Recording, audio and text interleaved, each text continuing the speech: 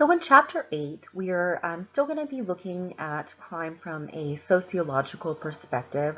What's different about using the social process that we're going to be looking at in social 8 as opposed to social structure like we did in chapter 7 is social process looks at the micro. So this looks at interaction between small groups of people, two people, or something like that. So in some sense, you might go, well, isn't that, looking at psychology? And you're absolutely right if you thought about that. This is what's known as social psychology, and this is where you see that overlap between psychology and sociology.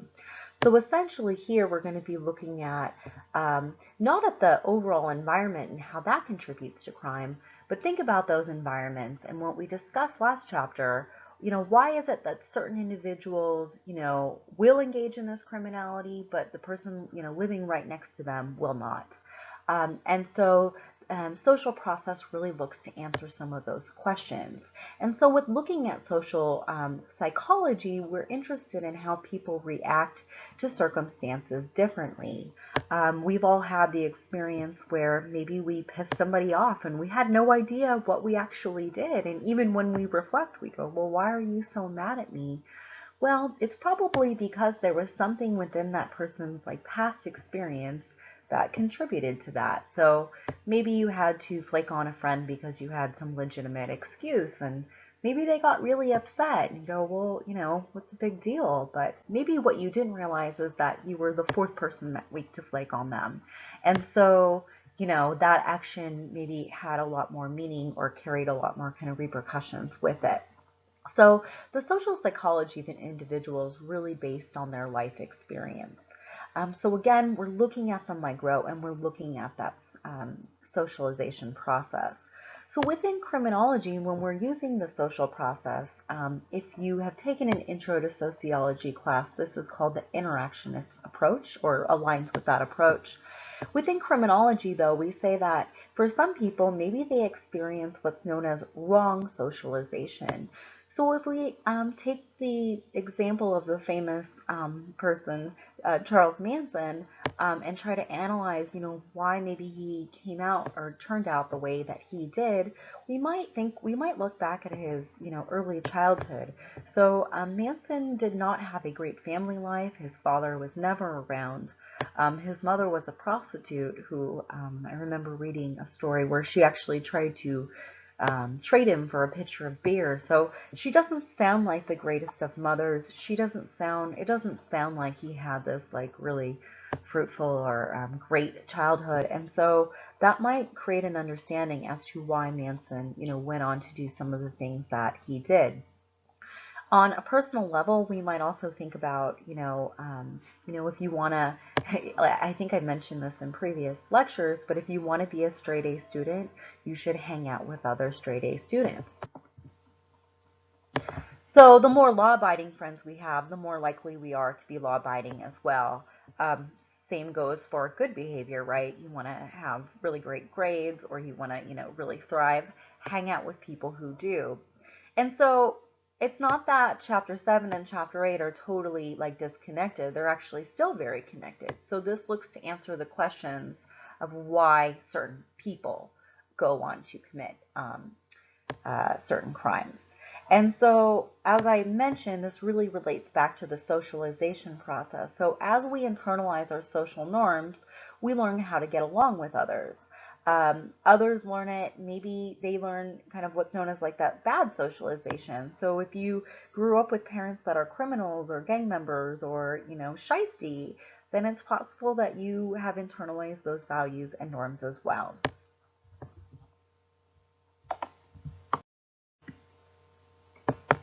Our chapter objectives for chapter 8 will be to be familiar with the assumptions of the learning theory. We're going to be able to describe and critique Sutherland's differential association theory.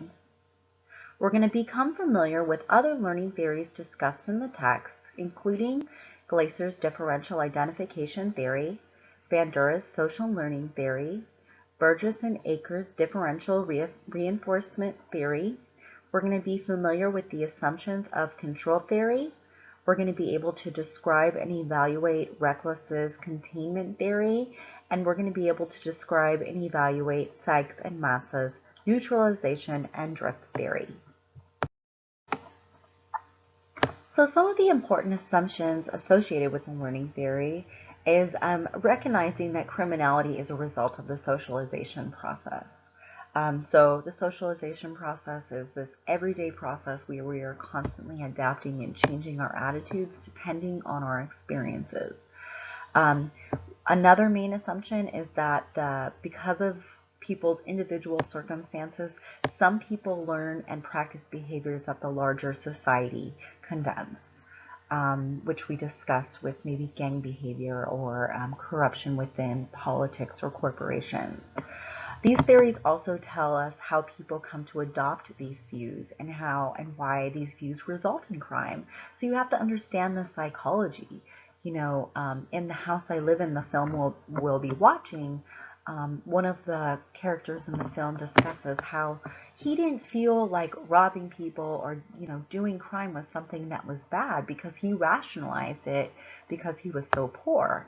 And there's a moment in the film where he says he thought God would forgive him for all of these things that he was doing. And so people make rationalizations for their actions as well, which helps us understand what's going on here.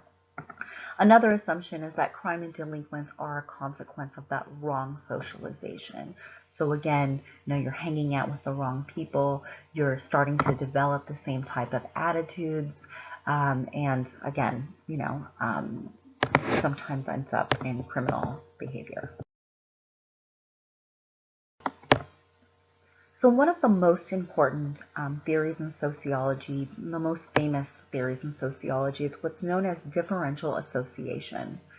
And I always tell students it's really simple, and you probably already assume this, but it's kind of that idea you are who you hang out with. And so if you've ever had the experience where your parents were saying things like, I don't want you hanging out with that kid, they were really basing it on this probably unknowingly. That, hey, I think if you hang out with that kid, you're going to start to adopt some of the attitudes that I think that child has, and I don't want to see my kid adopt those types of attitudes. So differential association really helped explain, why people become certain types of thieves, whether you're a shoplifter or a burglar or a pickpocket. Again, it also looked at white-collar crime and how people will maybe learn how to cook the books or cut corners within the business climate.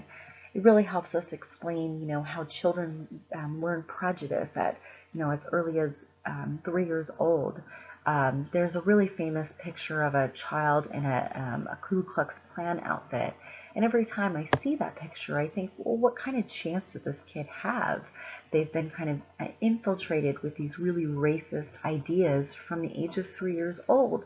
And it's, in some sense, you wonder, they're developmentally not there, enough to be able to make these choices for themselves. So we know that the learning occurs within personal groups from people who, you think are close to you, people who you feel strong to emotionally. And again, you will learn techniques, you'll learn motives, you'll learn drives and attitudes that will really lead some people on this kind of deviant path. And that happens particularly when the definitions, there's an excess of definitions favorable to crime. And it also really depends on how frequently you hang out with these people, how long you hang out with these people, how important they are to you in your life as well. So I think when we analyze things like gang behavior, it really starts to make sense. Gangs are, in a sense, a pseudo-family for maybe kids who don't have an intact home.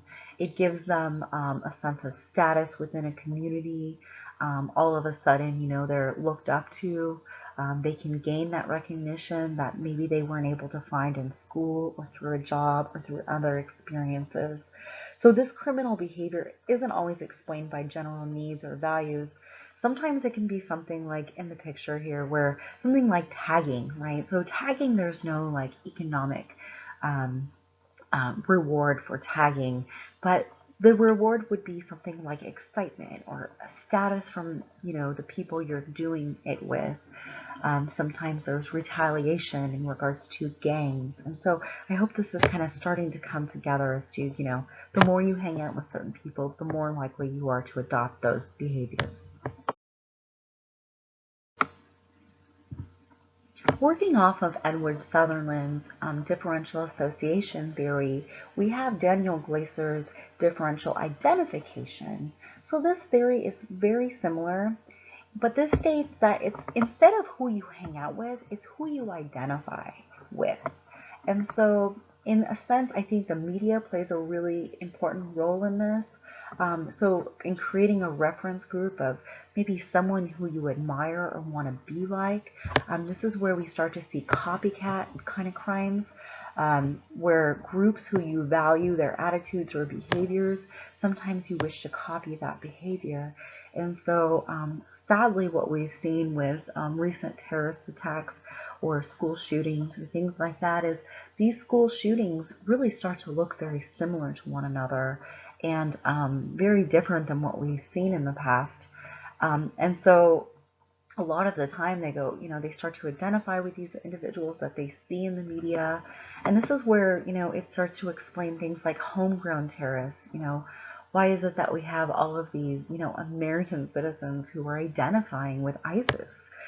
People who have, gone to our schools and probably haven't hung out with anyone directly, but start to go online, start to watch this stuff in the media, and start to identify with those values, and then in turn, sadly, copy the same types of behavior. So again, not someone you're hanging out with, but someone who you are coming to identify with.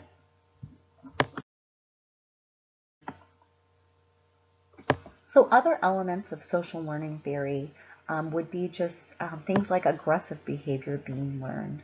So as I mentioned, or I think I mentioned, those who grow up in homes where there's spousal abuse or child abuse are more likely to abuse or to practice abuse in their own home.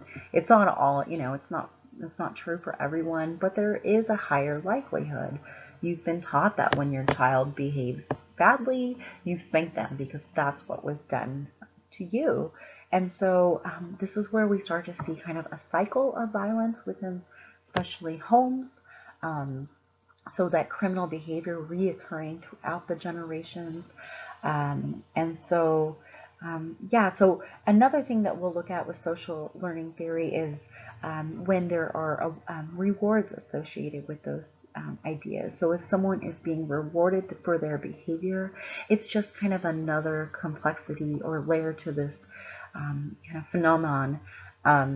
Where if you're being rewarded, then it's reinforced along those lines, those psychological lines. If you've taken an intro to psych class, if you're rewarded for a certain behavior, you receive status or you receive property or something, right, because of this criminal act, you're probably going to do it again.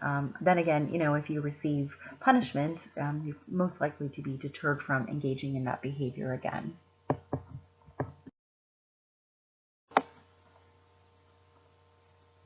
So as I mentioned earlier, we are also interested in why people don't commit crime, and social process really helps explain, why people don't commit crime or why people are more likely to engage in law-abiding behavior. So as we mentioned in past chapters, our theorist Durkheim said that society needed to constrain individual impulses because people were essentially selfish. John Locke said the same thing, that we were essentially born with a blank canvas and that certain ideas were placed into our experiences. And so for many of you, you probably don't engage in any criminal acts. Part of that is because of the socialization theory. Think of something like the idea that guilt is learned. When I'm disciplining my 3 or 4 year old, I have to kind of, I've seen a huge change in the past year from 3 to 4, but it's almost like at 2 or 3, you had to make her feel bad for what she did because she didn't feel bad. She would do something like being naughty or whatever and tell her to go to the corner. Well, she didn't really care, and so, but after a certain, amount of time in doing this, they start to internalize that bad feeling, right? And then, now my child at 4 years old will come and say sorry, and I legitimately think she's very sorry. I wasn't experiencing that at 2 or 3. And so through the socialization process, people start to internalize things like guilt and, being myself, I don't want to commit crime even if I were to get away with it, because I think the guilt would just, eat me up inside. And I'm sure many of you feel the same way. And so when answering the question, why don't people commit crime, we have things like personal controls, we have our conscience, we have our commitment to the law. We also want to be seen or to see ourselves in a positive light, right? We don't want to be seen as bad people. And then you also have the social controls, so your family, your school, maybe religion. So a positive concept combined with a strong attachment to social institutions really keeps people from becoming criminals. So you have that combination of the personal controls with the social controls, and it does a really good job of keeping people in line.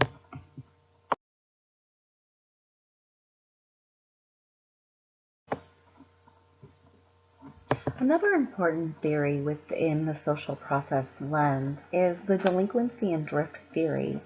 And essentially, this was a theory by two men named Sykes and Matzes, and they said that people will dabble in criminality depending on situations. And so, even from, just a basic level, think about, have you ever sped in your car like at an exceeding level because of a particular situation?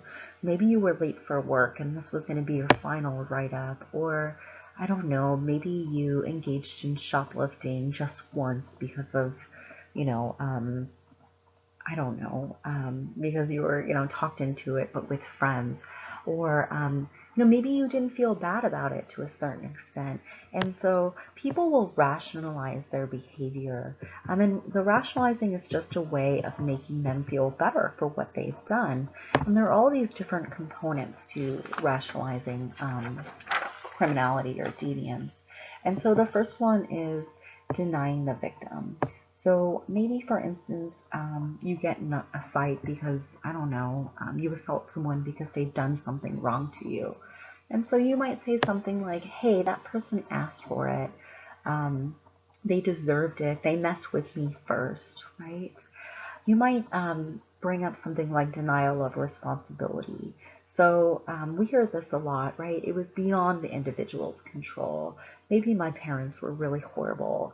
How did you expect me to turn out? Or I was on drugs at the time that I committed this crime. So again, kind of shedding that responsibility and saying, it's someone else's responsibility. Another one would be denying of injury. So an example of this would be, hey, maybe I shoplifted, but you know what? I just shoplifted from Walmart because they are always ripping me off. They won't miss it. They already account for, shrinkage or loss, and they'll never miss it. Another one would be appeal to higher loyalties. Hey, I only stole because I had no other option. I don't have any legitimate means of, making this. And so, God would understand, like what we'll see in that film. And then the next one would be condemning the condemners. Maybe you might hear a rationalization like, hey, the cops are just as corrupt as the criminals, or who's perceived as criminals. And so, maybe that's what's actually going on. So delinquency and drift theory really works well for looking at juvenile delinquencies, because what we generally find, and maybe if you reflect on your own experiences, juveniles aren't constantly delinquent. Oftentimes what happens is they're kind of drifting in and out of it, and these techniques of neutralization really help make this delinquency possible, because it really helps kind of create that rationalization as to, well, sometimes this is the way it goes.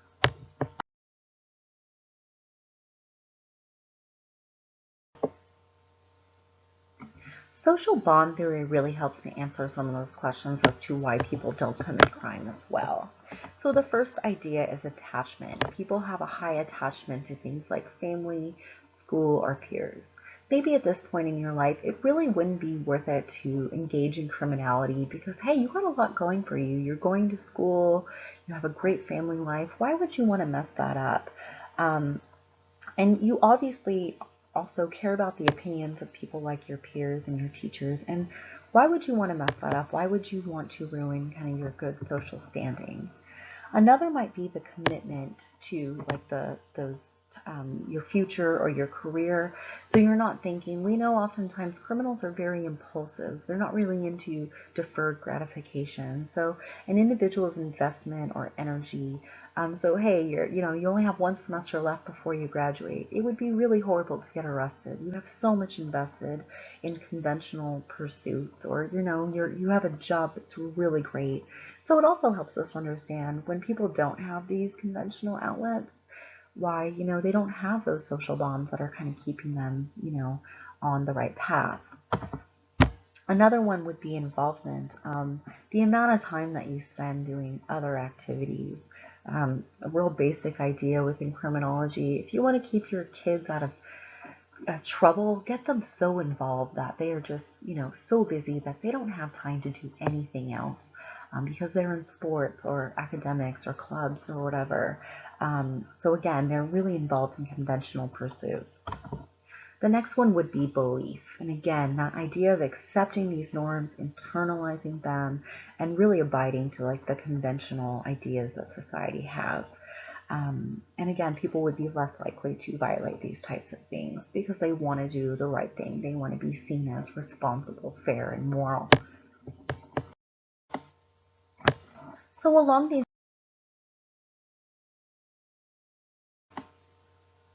So another important theory within the social process lens looks at what's known as control balance theory. And essentially what this theory says is that some people have a lot of control over others. Think about someone like a politician or a police officer. And, in some ways we do see corrupt acts amongst the police or politicians because they have too much power, right? But in another lens, we might say that certain individuals don't have enough power. And so, here we have maybe the poor, people don't have legitimate means. And so some people might break the law to receive more control because they have a surplus or don't have a surplus. And then some people might commit crimes because they don't have any control. So they're kind of trying to get some of that back. And so we know that societies with a larger imbalance in regards to this will will have more criminology or will have more crime within that society.